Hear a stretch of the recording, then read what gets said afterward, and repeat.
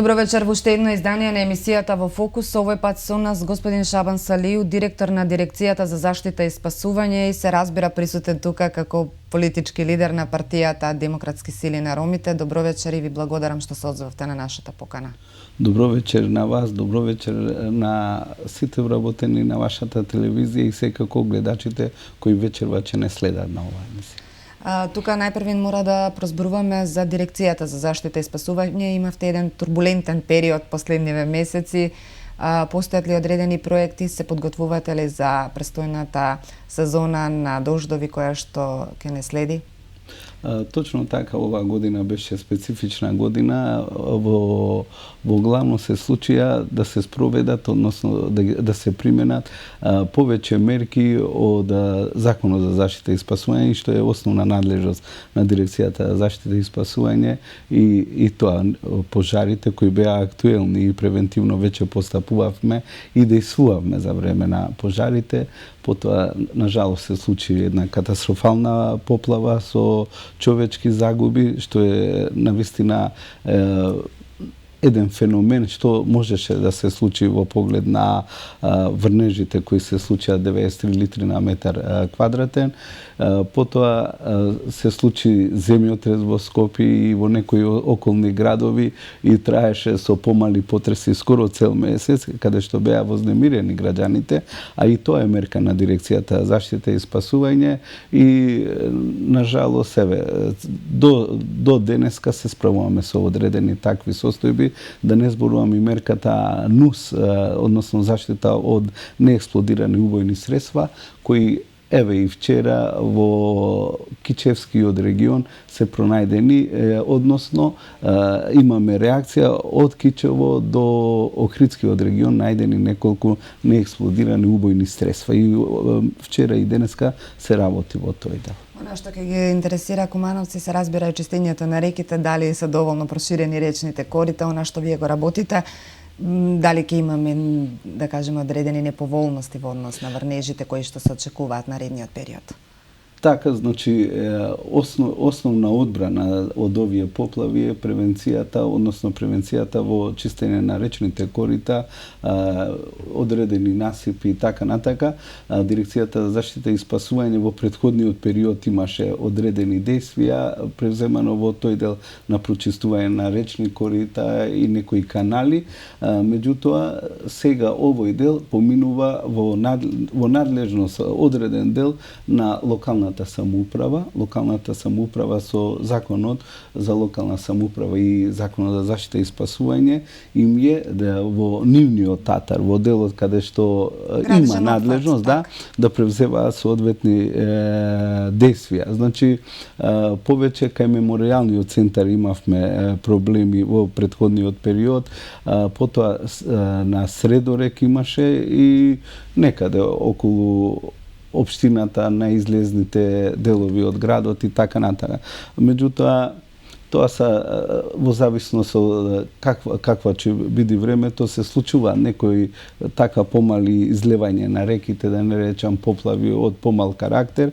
Во секој случај, секога се постапувало на време, доаѓали и од Скопје, меѓутоа да пофалам и подрачната единица во Куманово со раководителот кој успешно, освен во градот действуваат и во останатите други градови каде што ќе се јави за потребно.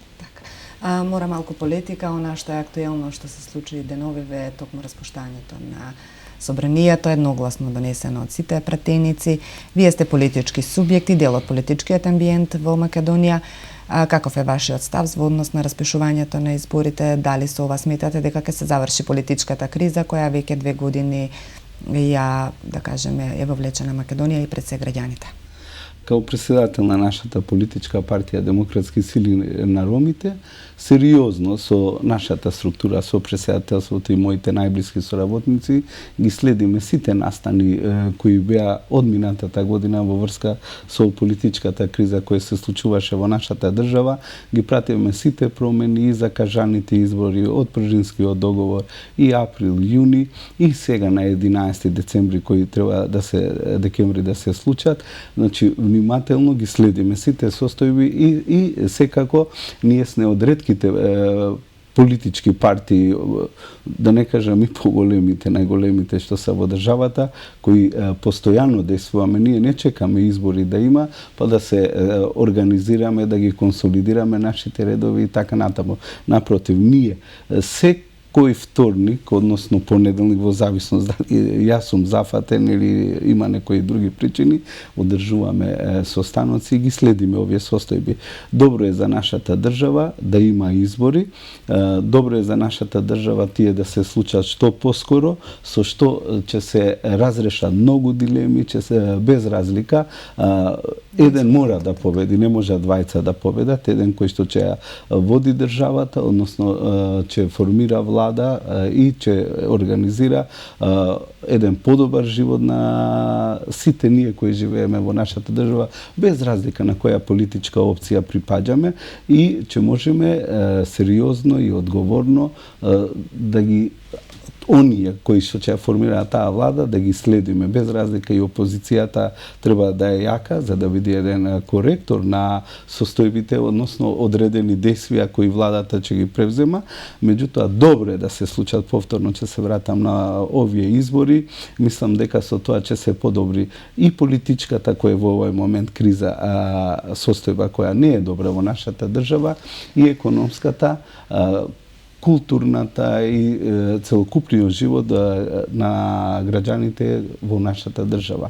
Ваквата состојба никого не му оди во прилог. Сите последиците, на жалост, ги трпиме од политичката криза, без да кажам или да навлезам во самата состојба кој е крив. Дали ова опција, дали позицијата или опозицијата, одговорноста е на сите. Ние мораме еднаш за секогаш да направиме одредена промена, бидејќи и избори да се одржат фер и демократски избори, и легитимитетот на оние кои што ќе победат, победената страна јавно да го признае и да се тера да се организира една добра политичка клима во нашата држава, со што ќе се респектира и рефлектира и во останатите сегменти, значи обичниот живот на секој граѓанин. Да, зашто во овој момент сето она што се случуваше во нашата држава беше преседан.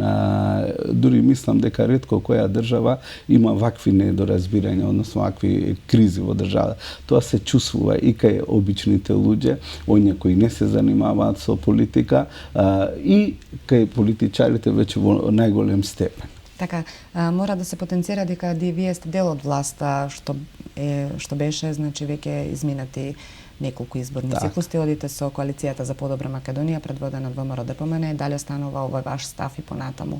Дали се разгледуваат такви опции? Дали имате одредени насоки, преговарања, групирања? Токму така, значи, како дел од владата на Република Македонија, ние имаме две функционерски места во владата, значи и одредени раководители во останатите структури во министерствата и органите на државната управа.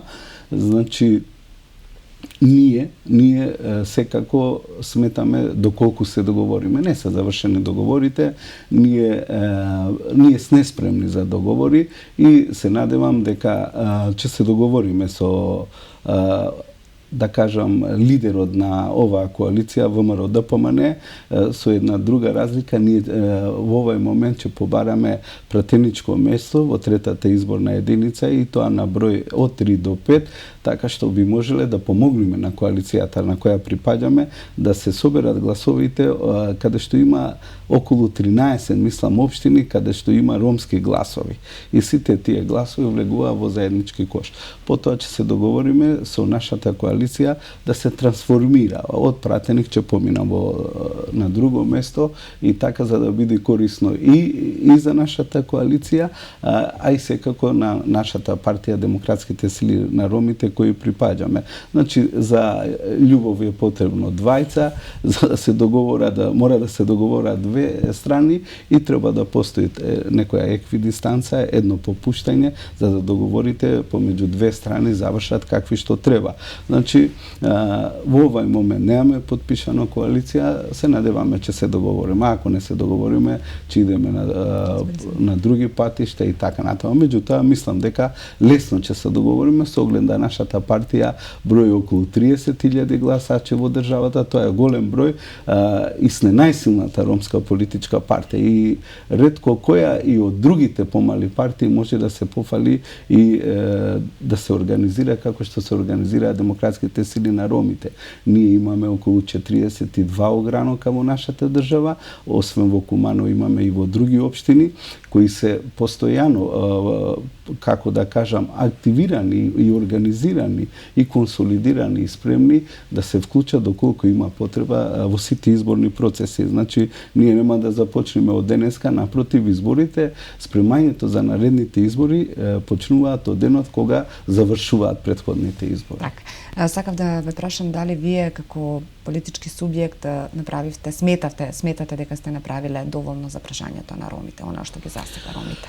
Убаво прашање и ви благодарам на прашањето. Би сакал во тој дел мало да се осврнам. Значи, кога влегов во политиката, посебно во вториот дел, јас бев политичар од 90 година со плурализмот, зборувам со поновиот дел, до 96 година бев активно влезен во политичката сфера, значи со господинот Абди Фаик, првиот пратеник во парламентот на Република Македонија, кој пред неколку недели почина.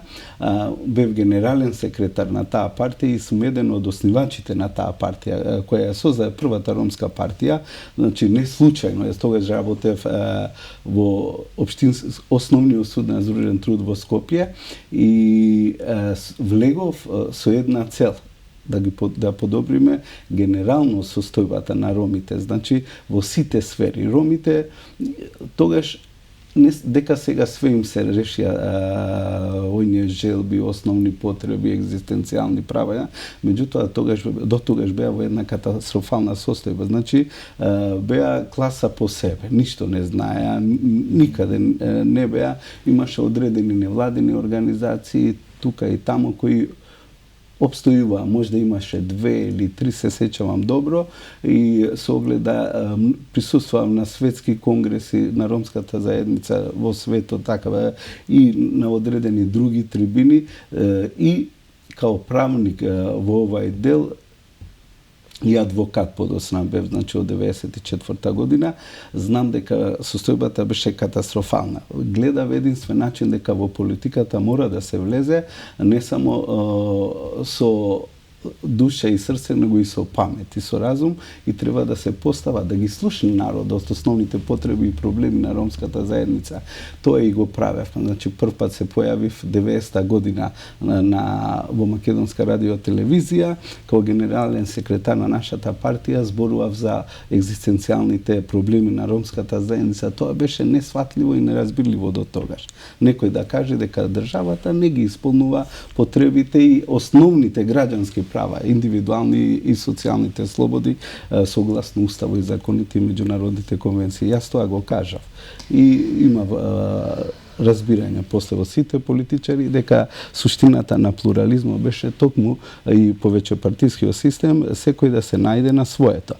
Значи, она као прашање што после еден период се повлеко, бев адвокат, морав за сите да работам и 2005 година пак се вклучи во политиката. Значи, прв пат интеграцијата на ромската заедница започна 2006 година со Шабан Салију као пратеник во Собранието на Република Македонија. Значи, до тогаш имаше рамковен договор, имаше стратегија на ромската заедница, имаше, значи, од 2005 година беа тие документи, имаше декада на ромската заедница, ништо не се случи со ромската заедница. Значи ниту еден човек... Сметате дека декадата не ги даде очекуваните резултати? Апсолутно. И сега. Значи зборувам за тој период. Значи прв пат вработување во ромската заедница се случија 2006 година. Јас како пратеник успеав неколку да зборувам по тој дел, по тој проблем и се вработија првите 5 луѓе негде 2006 година. Значи тоа не беше само за албанската заедница, тоа беше рамковен договор за сите заедници за процентуално застапување во институциите на системот по хоризонтална и вертикална линија. И постои одредено размислување кај ромската и да кажеме кај српската етничка заедница, турската, бошњачката, дека рамковниот договор е 2006 година јас прв пат направи влез во рамковниот договор со вработување по БЕД. Потоа се продолжи со таа пракса и токму кога зборувате колку направивме као партија за реализација, остварување, уживање на основните граѓански права. Значи во државата тој дел започна интеграцијата на ромската заедница.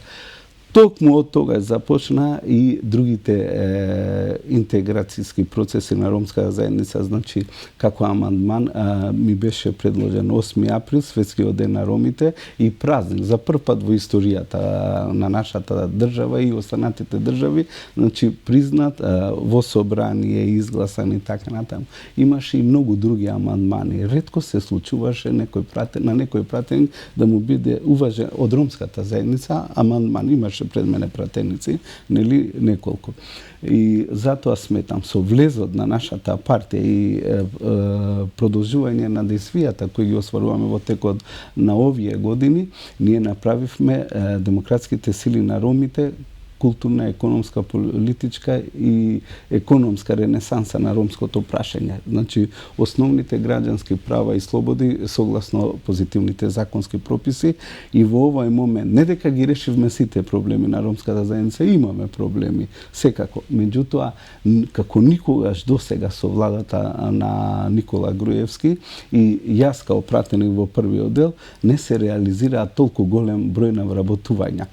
Значи, имате доволно вработување? Задоволни сте од рамковниот договор што се почитува или сметате дека сте, да кажеме, до некаде маргинализирани во однос на најголемата етничка заедница, односно покрај македонската, албанската, дека најмногу користи и најмногу бенефити има токму од рамковниот договор? Значи, токму тоа сакам да потенцирам, значи, ние направивме тој пробив го направивме, значи, не само во вработувањето, него и во образованието.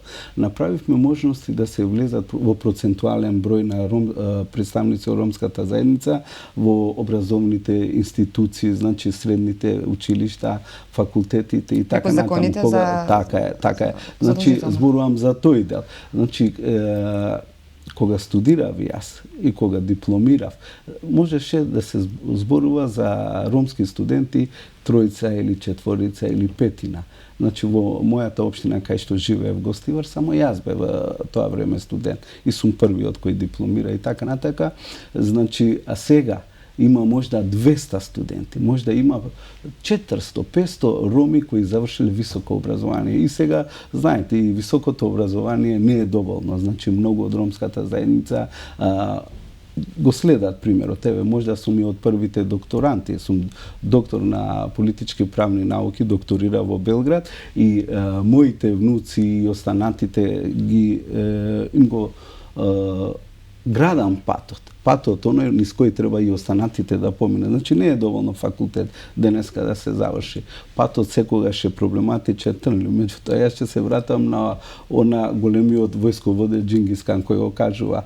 Значи, кај што нема пат, ќе направиме пат. А Мартин Лутер Кинг една дефиниција има, секогаш е право време да се направи она што е вистинското. Затоа на ромската заедница и треба добри лидери, образовани лидери, способни лидери и кои знаат и умеат да ги детерминираат прво проблемите кај ромската заедница, потоа да изградат механизми, значи и пишани и проекти кои во една писмена, добра образложена форма ќе се дадат до надлежните институции, бидејќи на збор никој веќе не дава и не помага. И да се убаво уреди таа проблематика, таа материја, зашто има сега и европски фондови, и па програми и така натака, и каде што ќе може лека по лека ромската заедница да го добие она што им следува. Значи, далеку е дека ромите сега се задоволни, стречни, живеат убаво, живеат во убави високи куќи, станови средени, убави работни места и така натаму. Меѓутоа, не е одговорно, тврдам, не е состојбата како што беше пред 2006 година и така натаму. Овие 8 години може да има вработени околу 600 припадници од ромската заедница. Значи, тоа е голема бројка. Имаше една трибина во собранието на Република Македонија, не можам, hearing некој, не знам, не можам да се сетам на наслова, каде што беа присутни сите амбасадори. Јас као пратеник зборував. Бе во владата на Никола Груевски 2006-2007 година беше тоа, ама зборував отворено дека ромите живеат во најлоши мизерни услови, катастрофални, невработени. И ги имав случајно, јас као пратеник имав пристап до сите институции. Значи, добив прво сите институции, колку роми са, во кое министерство или во кој орган на државната управа вработени. И добив податоци таму катастрофални. Значи, нула вработени во администрацијата, или има вработен, ама чистаче, или куварје, или чуварје. Значи, страшна една ситуација. Еве, пример, ја бев адвокат во тоа време пред да бидам пратеник, 10 години, и во судовите, ама освен чувари и чистачки, и ретко чистачки, значи немаше ништо вработено. Сега имаме адвокати, имаме луѓе кои работат по судовите, во министерствата, значи имаме генерална промена на ромското прашање. Она што моја беше и идеја, значи и сон да се реализира нешто, е сторен.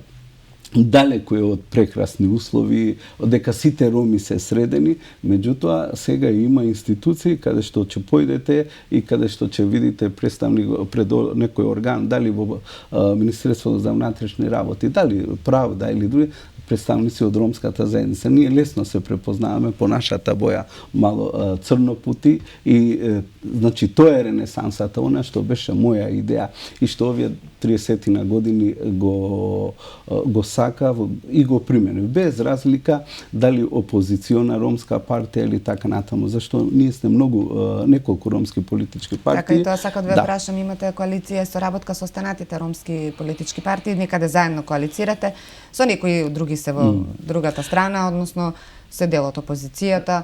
Постојат ли одредени црвени линии за кои не попуштат? Значи, политиката нема ниту коска, ниту рака, ниту месо за што да се фати. Политиката е во суштина уметност на водење, на организирање, значи лидерски способности, можности и така натаму. Значи, во политиката кај ромската заедница, кај останатите има катастрофи, реком имаме политичка криза во државата. Се уште таа трае, се додека не се завршат изборите, е невозможно една поголема коалиција. Има одредени политички партии, значи ние сме 5, мислам, односно 6 во овај момент, од каде само најсилни са една друга ромска политичка партија и ние. Значи, не сакам да зборувам така, ама со сериозност и голема одговорност зборувам дека сме најголема ромска политичка партија. Не е возможно и некоја партија која 2 месеца собирала гласови или 3 месеца и не може 1000 луѓе да собери, и ние која регистрираме нашата политичка партија за 4 часа. Значи, тоа може да ви го потврди и нотарот Дончева во Скопје и судијата кој врши регистрација. Значи, сме чудо од партија во тој дел за брзо организирање и регистрација на партијата и така натаму. Затоа што ви кажав дека работиме секој ден, а вторникот ни е состанок на претседателството на нашата партија, кај ги разгледуваме сите потреби и проблеми на ромската заедница. Значи, невозможно е со ромските партии да се направи едно тоа. Зашто секој на свој начин го гледа решавањето на тие проблеми, и некој, на жалост, не би кажал дека ги решава, гледаат индивидуален, односно личен интерес во тој дел. Мојот личен интерес не беше да бидам функционер, да бидам на фотел, бидејќи јас бев постојано бев адвокат и така надаму, работев во судот и така, не ми беше проблем и бев ситуиран во тој дел. Значи, Нашата политичка партија, јас тоа често го зборувам и од 2006 година, значи помага на нашиот коалиционен партнер во завршувањето на последниот пратеник кој по Донтов модел следува. Знаете, може првиот пратеник да помине со 10.000 гласа, меѓутоа последниот може и со 6.000 или 6.500 за 3 или 5 гласа 50-100, а ние даваме во сите изборни единици. Мене ми е жал што го немам тој клип тука, неколку минути трае. Значи, ние даваме во секој изборна единица, во 6 изборни единици, од 3200 до 7500. Значи, ги надополнуваме на нашиот коалиционен партнер, она бројка, ако останат 4000, тие не може да помина со пратеник со 4000, ама ние додаваме плюс нашите 6 или 7 и фактички за нашиот коалиционен партнер дополнуваме по Донтовиот модел 6 пратеника. 6 пратеника за коалициониот партнер, минус 6 за опозицијата, тоа е 12 пратеника. С несериозна политичка партија, која не случајно и има, например, доста бенефити од влегувањето и коалицирањето со најголемата партија, најсилната македонска партија ВМРО-ДПМН. И нашиот коалиционен партнер сериозноста и одговорноста и работењето и она што даваме за она што добиваме, знае дека сме најсилната ромска политичка партија.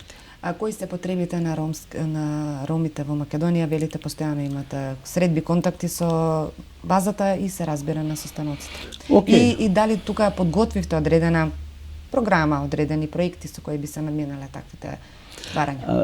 Видете, пред некој време ми спомнавте декадата на ромската заедница и кажавте вие дали дека прашањето ви беше тоа се поврзува, сега јас тоа ќе го одговорам тоа прашање. Значи, како позитивен законски пропис, као норма, не е само декадата на ромската заедница, прави 2005-2015 година од страна на владата на Република Македонија. Значи, претходната влада што беше на СДСМ и ова на ВМРО-ДПМН, и двете влади прифатија дека ромите живеат во тешки екзистенцијални услови и треба да им се помогне на ромската заедница и се донесе овој правен документ, значи стратегијата за ромската заедница. Меѓутоа, ниту стратегијата за ромската заедница, јас сум припадник сега во владата на Република Македонија, а зборувам отворено, ниту декадата на ромската заедница, зборувам она што е вистина, што е конкретно и што е видливо. Не ги даде очекуваните резултати.